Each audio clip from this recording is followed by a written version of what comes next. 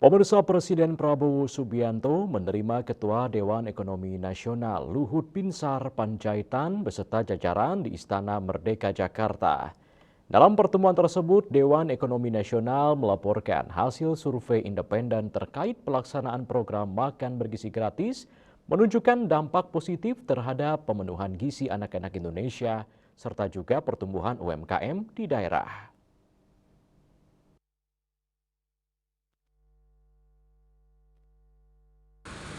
Presiden Prabowo Subianto menerima Ketua Dewan Ekonomi Nasional Luhut Binsar Panjaitan beserta jajaran di Istana Merdeka Jakarta.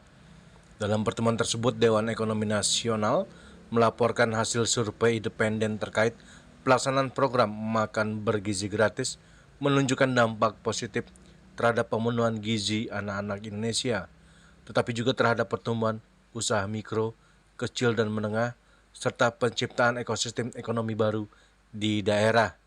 Ketua Dewan Ekonomi Nasional Luhut Binsar Panjaitan menjelaskan bahwa survei tersebut dilakukan secara profesional dan independen untuk memastikan kredibilitas hasil yang disampaikan kepada Presiden Prabowo. Pertama adalah hasil survei yang dilakukan oleh Dewan Ekonomi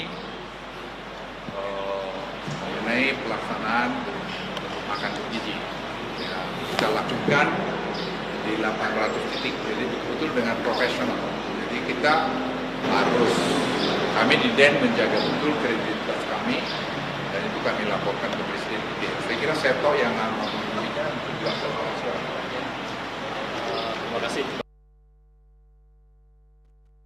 Selain mendorong pertumbuhan UMKM, survei Dewan Ekonomi Nasional juga menunjukkan dampak positif terhadap penyerapan tenaga kerja lokal. Hampir seluruh tenaga kerja yang terlibat dalam operasional SPPG berasal dari masyarakat sekitar. Dari Jakarta, Juli Suharta dan Ketut Sumadiasa melaporkan.